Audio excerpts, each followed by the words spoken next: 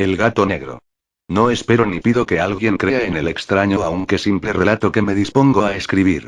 Loco estaría si lo esperara, cuando mis sentidos rechazan su propia evidencia.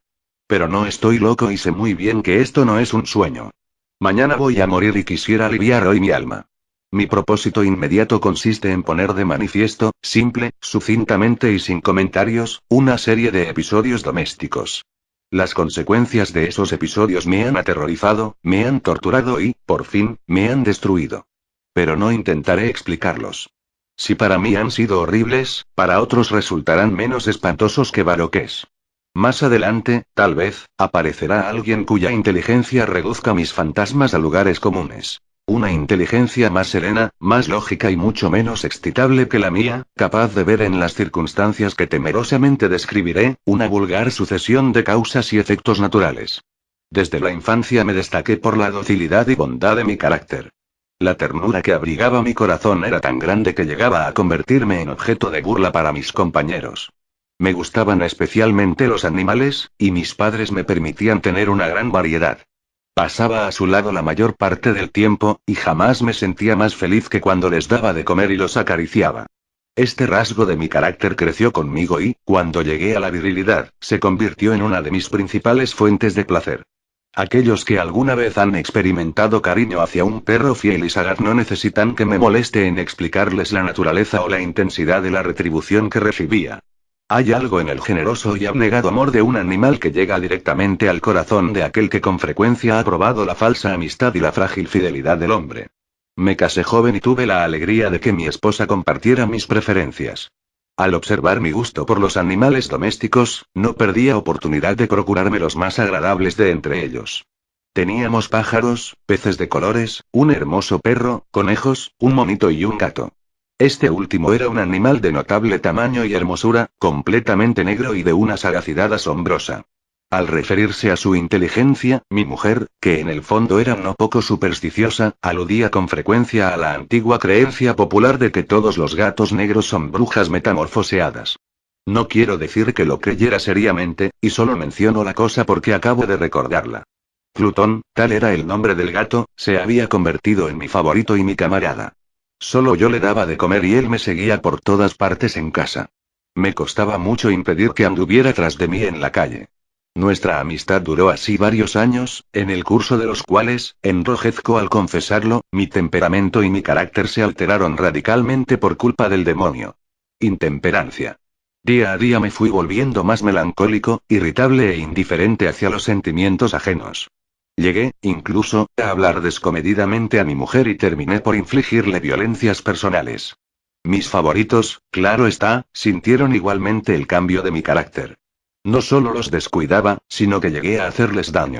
Hacia Plutón, sin embargo, conservé suficiente consideración como para abstenerme de maltratarlo, cosa que hacía con los conejos, el mono y hasta el perro cuando, por casualidad o movidos por el afecto, se cruzaban en mi camino.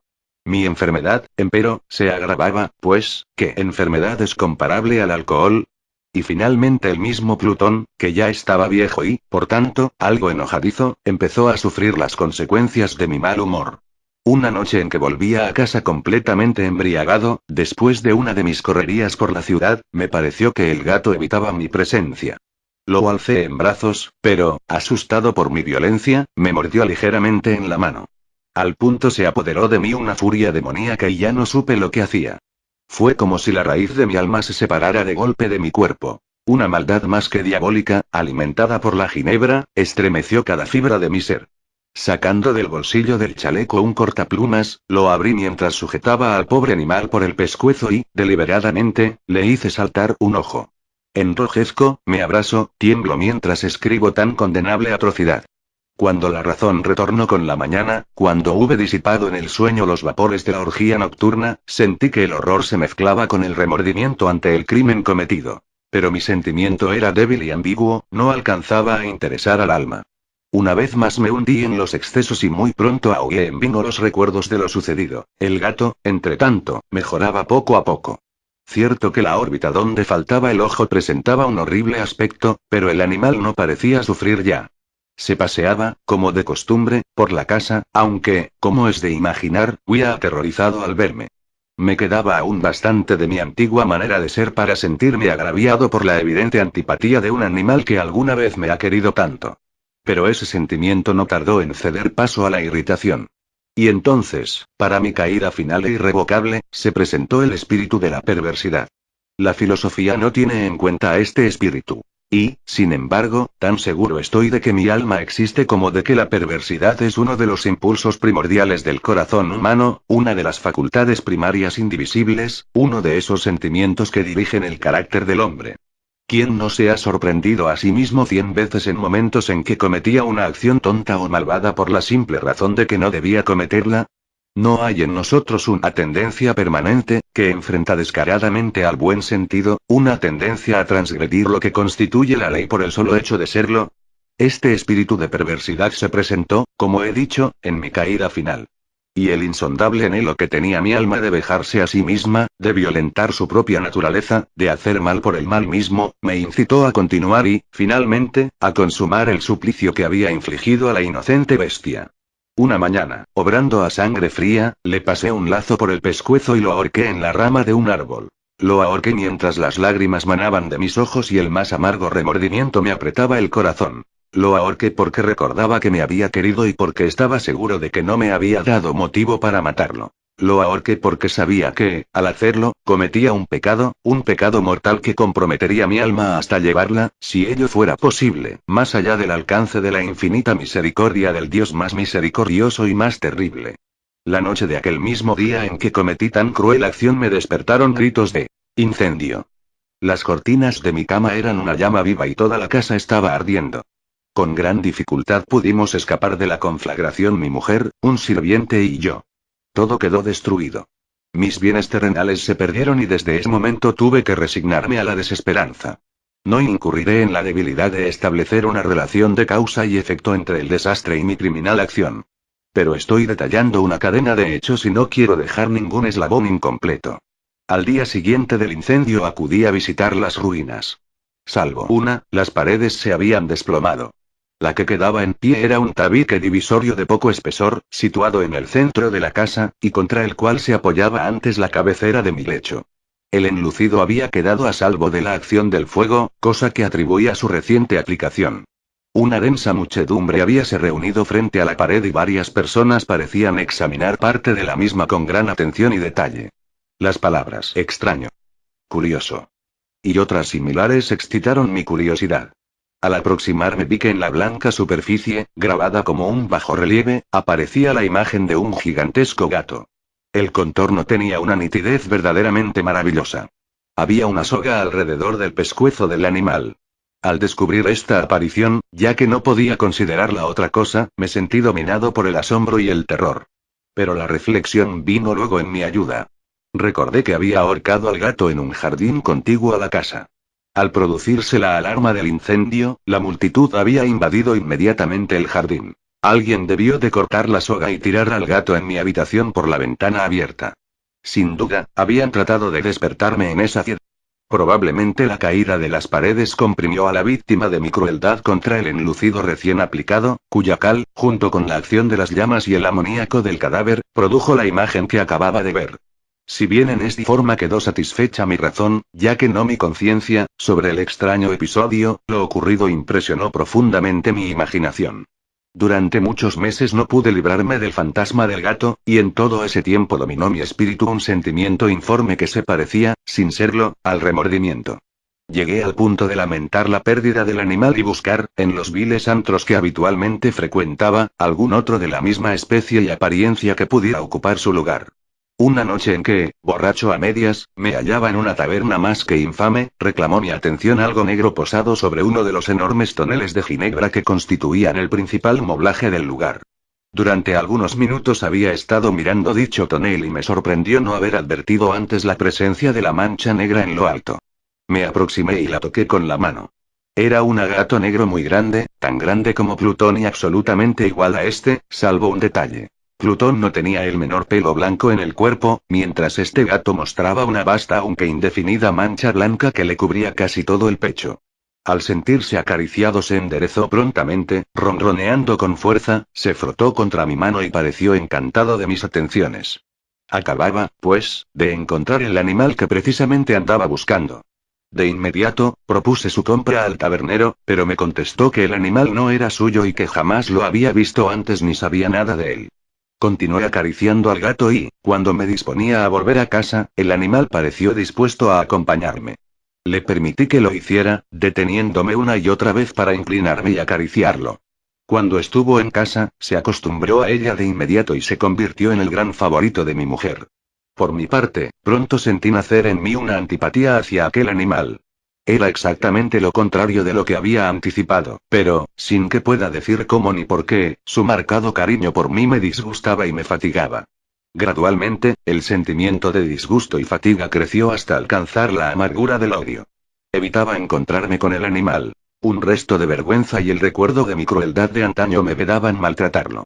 Durante algunas semanas me abstuve de pegarle o de hacerle víctima de cualquier violencia. Pero gradualmente, muy gradualmente, llegué a mirarlo con inexpresable odio y a huir en silencio de su detestable presencia, como si fuera una emanación de la peste. Lo que, sin duda, contribuyó a aumentar mi odio fue descubrir, a la mañana siguiente de haberlo traído a casa, que aquel gato, igual que Plutón, era tuerto. Esta circunstancia fue precisamente la que le hizo más grato a mi mujer, quien, como ya dije, poseía en alto grado esos sentimientos humanitarios que alguna vez habían sido mi rasgo distintivo y la fuente de mis placeres más simples y más puros. El cariño del gato por mí parecía aumentar en el mismo grado que mi aversión. Seguía mis pasos con una pertinacia que me costaría hacer entender al lector. Dondequiera que me sentara venía a ovillarse bajo mi silla o saltaba a mis rodillas, prodigándome sus odiosas caricias. Si echaba a caminar, se metía entre mis pies, amenazando con hacerme caer, o bien clavaba sus largas y afiladas uñas en mis ropas, para poder trepar hasta mi pecho. En esos momentos, aunque ansiaba aniquilarlo de un solo golpe, me sentía paralizado por el recuerdo de mi primer crimen, pero sobre todo, quiero confesarlo ahora mismo, por un espantoso temor al animal. Aquel temor no era precisamente miedo de un mal físico y, sin embargo, me sería imposible definirlo de otra manera. Me siento casi avergonzado de reconocer, sí, aún en esta celda de criminales me siento casi avergonzado de reconocer que el terror, el espanto que aquel animal me inspiraba, era intensificado por una de las más insensatas quimeras que sería dado concebir. Más de una vez mi mujer me había llamado la atención sobre la forma de la mancha blanca de la cual ya he hablado, y que constituía la única diferencia entre el extraño animal y el que yo había matado. El lector recordará que esta mancha, aunque grande, me había parecido al principio de forma indefinida. Pero gradualmente, de manera tan imperceptible que mi razón luchó durante largo tiempo por rechazarla como fantástica, la mancha fue asumiendo un contorno de rigurosa precisión. Representaba ahora algo que me estremezco a nombrar, y por ello odiaba, temía y hubiera querido librarme del monstruo si hubiese sido capaz de atreverme. Representaba, digo, la imagen de una cosa atroz, siniestra, la imagen del patíbulo. Oh lúgubre y terrible máquina del horror y del crimen, de la agonía y de la muerte. Me sentí entonces más miserable que todas las miserias humanas. Pensar que una bestia, cuyo semejante había yo destruido desdeñosamente, una bestia era capaz de producir tan insoportable angustia en un hombre creado a imagen y semejanza de Dios. Ay, ni de día ni de noche pude ya gozar de la bendición del reposo. De día, aquella criatura no me dejaba un instante solo. De noche, despertaba hora a hora de los más horrorosos sueños, para sentir el ardiente aliento de la cosa en mi rostro y su terrible peso, pesadilla encarnada de la que no me era posible desprenderme, apoyado eternamente sobre mi corazón. Bajo el agobio de tormentos semejantes, sucumbió en mí lo poco que me quedaba de bueno. Solo los malos pensamientos disfrutaban ya de mi intimidad. Los más tenebrosos, los más perversos pensamientos. La melancolía habitual de mi humor creció hasta convertirse en aborrecimiento de todo lo que me rodeaba y de la entera humanidad. Y mi pobre mujer, que de nada se quejaba, llegó a ser la habitual y paciente víctima de los repentinos y frecuentes arrebatos de ciega cólera a que me abandonaba. Cierto día, para cumplir una tarea doméstica, me acompañó al sótano de la vieja casa donde nuestra pobreza nos obligaba a vivir. El gato me siguió mientras bajaba la empinada escalera y estuvo a punto de tirarme cabeza abajo, lo cual me exasperó hasta la locura. Alzando un hacha y olvidando en mi rabia los pueriles temores que hasta entonces habían detenido mi mano, descargué un golpe que hubiera matado instantáneamente al animal de haberlo alcanzado. Pero la mano de mi mujer detuvo su trayectoria. Entonces, llevado por su intervención a una rabia más que demoníaca, me zafé de su abrazo y le hundí el hacha en la cabeza. Sin un solo quejido, cayó muerta a mis pies. Cumplido este espantoso asesinato, me entregué al punto y con toda sangre fría a la tarea de ocultar el cadáver. Sabía que era imposible sacarlo de casa, tanto de día como de noche, sin correr el riesgo de que algún vecino me observara. Diversos proyectos cruzaron mi mente. Por un momento pensé en descuartizar el cuerpo y quemar los pedazos. Luego se me ocurrió cavar una tumba en el piso del sótano. Pensé también si no convenía arrojar el cuerpo al pozo del patio o meterlo en un cajón, como si se tratara de una mercadería común, y llamar a un mozo de cordel para que lo retirara de casa. Pero, al fin, di con lo que me pareció el mejor expediente y decidí emparedar el cadáver en el sótano, tal como se dice que los monjes de la Edad Media emparedaban a sus víctimas. El sótano se adaptaba bien a este propósito. Sus muros eran de material poco resistente y estaban recién revocados con un mortero ordinario, que la humedad de la atmósfera no había dejado endurecer. Además, en una de las paredes se veía la saliencia de una falsa chimenea, la cual había sido rellenada y tratada de manera semejante al resto del sótano. Sin lugar a dudas, sería muy fácil sacar los ladrillos en esa parte, introducir el cadáver y tapar el agujero como antes, de manera que ninguna mirada pudiese descubrir algo sospechoso. No me equivocaba en mis cálculos. Fácilmente saqué los ladrillos con ayuda de una palanca y, luego de colocar cuidadosamente el cuerpo contra la pared interna, lo mantuve en esa posición mientras aplicaba de nuevo la mampostería en su forma original. Después de procurarme argamasa, arena y cerda, preparé un enlucido que no se distinguía del anterior, y revoqué cuidadosamente el nuevo enladrillado. Concluida la tarea, me sentí seguro de que todo estaba bien. La pared no mostraba la menor señal de haber sido tocada. Había barrido hasta el menor fragmento de material suelto. Miré en torno, triunfante, y me dije: aquí, por lo menos, no he trabajado en vano. Mi paso siguiente consistió en buscar a la bestia causante de tanta desgracia, pues al final me había decidido a matarla. Si en aquel momento el gato hubiera surgido ante mí, su destino habría quedado sellado, pero, por lo visto, el astuto animal, alarmado por la violencia de mi primer acceso de cólera, se cuidaba de aparecer mientras no cambiara mi humor. Imposible describir o imaginar el profundo, el maravilloso alivio que la ausencia de la detestada criatura trajo a mi pecho. No se presentó aquella noche, y así, por primera vez desde su llegada a la casa, pude dormir profunda y tranquilamente, sí, pude dormir, aun con el peso del crimen sobre mi alma. Pasaron el segundo y el tercer día y mi atormentador no volvía. Una vez más respiré como un hombre libre. Aterrado, el monstruo había huido de casa para siempre. Ya no volvería a contemplarlo. Gozaba de una suprema felicidad, y la culpa de mi negra acción me preocupaba muy poco. Se practicaron algunas averiguaciones, a las que no me costó mucho responder. Incluso hubo una perquisición en la casa. Pero, naturalmente, no se descubrió nada. Mi tranquilidad futura me parecía asegurada. Al cuarto día del asesinato, un grupo de policías se presentó inesperadamente y procedió a una nueva y rigurosa inspección. Convencido de que mi esconderijo era impenetrable, no sentí la más leve inquietud. Los oficiales me pidieron que los acompañara en su examen. No dejaron hueco ni rincón sin revisar. Al final, por tercera o cuarta vez, bajaron al sótano. Los seguí sin que me temblara un solo músculo. Mi corazón latía tranquilamente, como el de aquel que duerme en la inocencia. Me paseé de un lado al otro del sótano. Había cruzado los brazos sobre el pecho y andaba tranquilamente de aquí para allá. Los policías estaban completamente satisfechos y se disponían a marcharse. La alegría de mi corazón era demasiado grande para reprimirla. Ardía en deseos de decirles, por lo menos, una palabra como prueba de triunfo y confirmar doblemente mi inocencia. Caballeros, dije, por fin, cuando el grupo subía la escalera, me alegro mucho de haber disipado sus sospechas. Les deseo felicidad y un poco más de cortesía. Dicho sea de paso, caballeros, esta casa está muy bien construida. En mi frenético deseo de decir alguna cosa con naturalidad, casi no me daba cuenta de mis palabras. Repito que es una casa de excelente construcción. Estas paredes, ya se marchan ustedes, caballeros. Tienen una gran solidez. Y entonces, arrastrado por mis propias bravatas, golpeé fuertemente con el bastón que llevaba en la mano sobre la pared del enladrillado tras de la cual se hallaba el cadáver de la esposa de mi corazón. Que Dios me proteja y me libre de las garras del archidemonio. Apenas había cesado el eco de mis golpes cuando una voz respondió desde dentro de la tumba.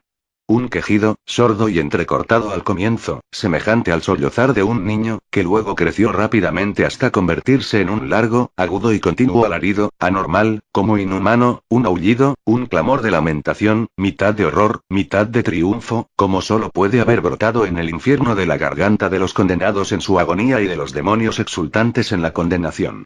Hablar de lo que pensé en ese momento sería locura. Presa de vértigo, fui tambaleándome hasta la pared opuesta. Por un instante el grupo de hombres en la escalera quedó paralizado por el terror. Luego, una docena de robustos brazos atacaron la pared, que cayó de una pieza. El cadáver, ya muy corrompido y manchado de sangre coagulada, apareció de pie ante los ojos de los espectadores. Sobre su cabeza, con la roja boca abierta y el único ojo como de fuego, estaba agazapada la horrible bestia cuya astucia me había inducido al asesinato, y cuya voz delatora me entregaba al verdugo. Había emparedado al monstruo en la tumba.